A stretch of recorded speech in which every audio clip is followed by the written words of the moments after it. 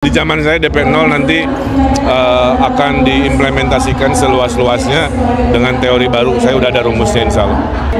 Ya, hari ini saya memberikan pesan bahwa kota global, bahwa kota Jakarta dalam 5 tahun ke depan ekonominya akan banyak dipengaruhi oleh tata ruang. Semua yang kita lihat di Jakarta itu dampak dari politik tata ruang, ya. Oleh karena itu, saya menyampaikan pesan agar bersama-sama gubernur baru kita membangun Jakarta bersama Ray, yang mayoritas adalah ekonomi tata ruang, kan, dengan konsep berkeadilan, ya, pengentasan kekumuhan, ada dana renovasi, membangun apartemen buat Gen Z yang murah di atas pasar. Kan saya butuh mitra, maka mereka akan jadi mitra pembangunan Jakarta Kota Global, pembangunan jutaan social housing, itu nanti diserahkan kepada kelompok real estate yang tergabung di Jakarta. Jadi mereka akan jadi mitra membangun Jakarta baru, Jakarta maju yang berkeadilan. Tadi sempat ngomongin soal kontrak politik, kan? Kontrak politik seperti apa maksudnya? Tadi kontrak politiknya hanya 3 poin. Menjadikan Ray sebagai mitra utama, saya kira nggak ada masalah. Kemudian memudahkan perizinan, mungkin dirasakan masih banyak mahal dan lain sebagainya, kita akan bereskan. Yang ketiganya sama-sama membangun kota yang layak huni berkelanjutan. Jadi sebenarnya prinsip-prinsip utama yang sangat baik, tentulah saya tanda tangani sebagai kontrak komitmennya. Kalau soal reklamasi di Ancol ini menarik tadi, kan, beberapa kajian dari ITB, dari Kiara nyebutin bahwa reklamasi di utara Jakarta itu menimbulkan banyak dampak sosial dan dampak ekosistem. Rencana Akang gimana nih kalau? Ya, namanya pembangunan kan harus ada amdalnya, ya. Jadi antara niat baik membangun dengan dampak sosial, dampak lingkungan harus dikaji seminimal mungkin. Tidak ada pembangunan yang tidak berdampak. Semua pembangunan teorinya pasti berdampak. Tinggal kita memitigasi dampaknya seminim mungkin, di mana kebaikan dan kekurangannya lebih banyak mana. Kalau lebih banyak kekurangannya tentu jangan dilanjutkan. Tapi kalau lebih banyak kebaikannya, kebermanfaatannya, saya kira bisa tetap dilanjutkan dengan mengadilkan tadi, ya, kepada sosial maupun lingkungan.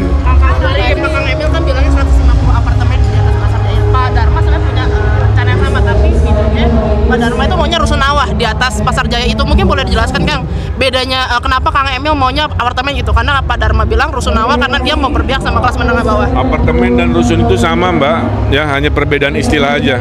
Jadi hunian vertikal itu bahasa KBBI-nya rumah susun. Makanya nomenklatur di perizinan juga rumah susun. Kalau apartemen itu istilah komersial, bahwa namanya hunian vertikal, bahasa komersialnya apartemen. Apartemen mewah ada bahasa komersial lagi, namanya kondominium. Jadi itu hanya masalah peristilahan. Nggak ada perbedaan.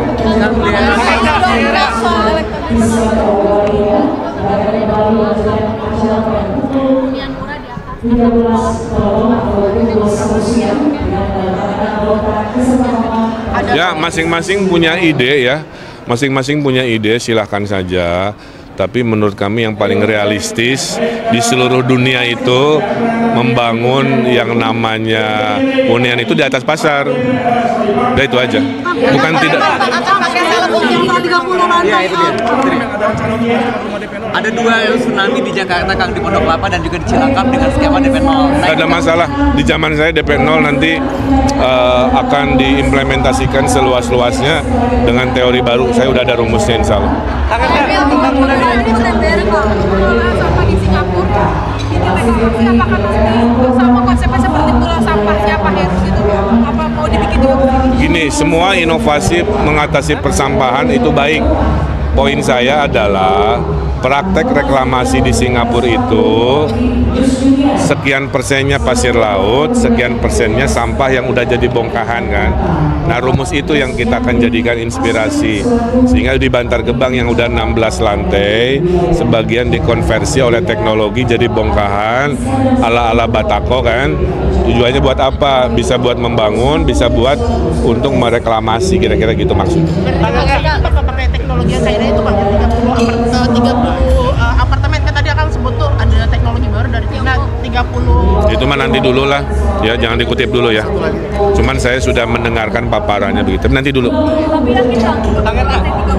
Ya jangan dulu, yang itu jangan dulu. Please, nanti ada waktunya saya supaya gini. Kalau saya terangin sepotong-sepotong nanti kasusnya kayak yang lain loh Mbak. Itu dibully di apa untuk hal-hal yang konteksnya itu. Biarkan saya mencari penjelasannya lebih runut. Nanti di waktu saya terangin ya. Titip.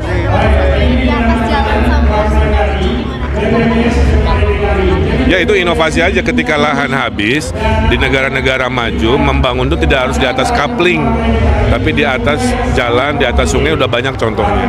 Hanya kalau peraturan itu ada, maka supply membangun hunian itu titiknya bisa jauh lebih banyak. Oke ya. Ya, saya belum dapat laporan, pokoknya tanya. Dan poinnya itu ke Pak Ariza terkait hal-hal yang sifatnya di luar saya pribadi ya. Tapi menurut kami yang paling realistis di seluruh dunia itu membangun yang namanya hunian itu di atas pasar. Udah itu aja. Bukan tidak. Ya, itu dia. Ada 2 tsunami di Jakarta, Kang, di Pondok Kelapa dan juga di Cilangkap dengan skema DP 0. Tidak ada masalah. Di zaman saya DP 0 nanti akan diimplementasikan seluas-luasnya dengan teori baru. Saya udah ada rumusnya insya Allah. Ini beredar kok sampah di Singapura. Ini apakah sama konsepnya seperti pulau sampah siapa harus gitu? Apa mau dibikin juga? Gini, semua inovasi mengatasi persampahan itu baik. Poin saya adalah praktek reklamasi di Singapura itu sekian persennya pasir laut, sekian persennya sampah yang udah jadi bongkahan kan. Nah rumus itu yang kita akan jadikan inspirasi, sehingga di Bantar Gebang yang udah 16 lantai sebagian dikonversi oleh teknologi jadi bongkahan ala-ala Batako kan. Tujuannya buat apa? Bisa buat membangun, bisa buat untuk mereklamasi, kira-kira gitu maksudnya. Pakai teknologi yang China itu Bang, 30 apartemen kan tadi akan sebut tuh ada teknologi baru dari China 30. Itu mah nanti dulu lah, ya jangan dikutip dulu ya. Cuman saya sudah mendengarkan paparannya begitu. Nanti dulu. Ya jangan dulu, yang itu jangan dulu. Please, nanti ada waktunya saya supaya gini. Kalau saya terangin sepotong-sepotong nanti kasusnya kayak yang lain loh Mbak. Itu dibully di apa untuk hal-hal yang konteksnya itu. Biarkan saya mencari penjelasannya lebih runut. Nanti di waktu saya terangin ya. Titip.